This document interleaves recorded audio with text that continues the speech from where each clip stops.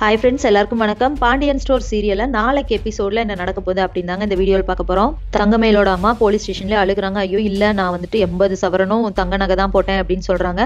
மீனா வந்துட்டு இல்ல, இவங்க போய் சொல்றாங்க, இந்த உண்மை எங்களுக்கு எப்பவோ தெரியும் அப்படின்னு சொல்றாங்க. என்னம்மா சொல்றீங்க, அப்ப ஏன் நீங்க வீட்டுல சொல்லல அப்படின்னு சொல்லிட்டு போலீஸ்ல கேட்கும்போது இல்ல, இவங்க வாழ்க்கையே போயிரும்னு அழுதாங்க, தங்கமயில் அக்காவும் அழுதாங்க, அதனாலதான் சரி பாவமேன்னு சொல்லிட்டு நாங்க சொல்லல அப்படின்னு சொல்றாங்க.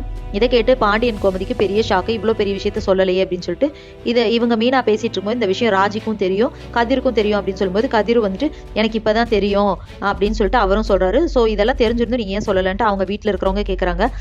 அப்போ இவங்க வந்துட்டு இல்ல, எங்களுக்கு முன்னாடியெல்லாம் தெரியாது, தாலி பிரிச்சு கொடுக்கும்போது தான் தெரியும், சரி வேற வழி இல்லாம இதை சொல்ல வேண்டாம், அது இவங்க அம்மா அப்பா எல்லாருமே ரொம்ப கெஞ்சி கேட்டதுனால நாங்க சொல்லல அப்படின்னு சொல்லிட்டு மீனா சொல்றாங்க. இப்போ தங்கமயிலோட அம்மா வந்துட்டு இல்ல, இந்த பொண்ணு போய் சொல்றாங்க அப்படின்னு சொல்றாங்க. உடனே போலீஸ் என்ன சொல்லிடுறாங்கன்னா, ஒன்றும் பிரச்சனை இல்லை, உங்க பொண்ணை வர சொல்லுங்க, அவங்கள விசாரிச்சுக்கலாம்னு சொல்றாங்க.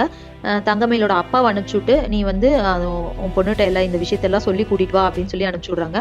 அதே மாதிரி அவங்களும் வராங்க. இங்க வந்துட்டு ராஜியும் சாட்சி இருக்காங்களா, ஸோ ராஜியும் கூப்பிட்டு கேட்கலாம் அப்படின்னு சொல்லி ராஜியும் வர சொல்றாங்க. கதிர் போயிட்டு ராஜியை கூட்டிட்டு வராரு. தங்கமயிலும் வெளியே நின்றுட்டு இருக்காங்க. அவங்கள பார்த்துட்டு பேசாம உள்ள போயிடுறாங்க இவங்க. அப்ப எல்லாத்துக்கு முன்னாடி வச்சு கேட்கும்போது தங்கமயில் ஆல்ரெடி அவங்க அம்மா சொன்ன மாதிரி வேற வழி இல்லாம சொல்றாங்க. ஏன்னா இல்லன்னு நீ சொல்லிட்ட அப்படின்னா எங்களையும் பிடிச்சி ஜெயில போட்டுருவாங்க, அதனால நீ வந்து ஆமான்னு தான் சொல்லணும், அப்பதான் உன் புருஷன் கூட நீ வாழ முடியும் அப்படிங்கிற மாதிரி சொல்றாங்க. தங்கமயிலும் வேற வழி இல்லாம ஆமா, எங்க வீட்டுல போட்ட 80 சவரனும் கோல்டு தான் அப்படின்னு சொல்லிடுறாங்க. இதை கேட்டு அவங்க வீட்டுல இருக்கிற எல்லாரும் ஷாக் ஆகுறாங்க. அப்ப ராஜியும் மீனாவும் வந்துட்டு இல்ல, நாங்க 2 பேரும் போட்டோ எடுக்கிறதுக்காக போனோம், அப்ப சாரிக்கு பின்னாடி இவங்க பேசிட்டு இருந்தாங்க, அதை நாங்க கேட்டுட்டோம். அதுக்கப்புறம் நாங்க போனதுக்கு அப்புறம் இல்ல, என் பொண்ணு வாழ்க்கையே போயிடும் அப்படின்னு சொல்லிட்டு அவங்க அம்மாலாம் அழுதாங்க.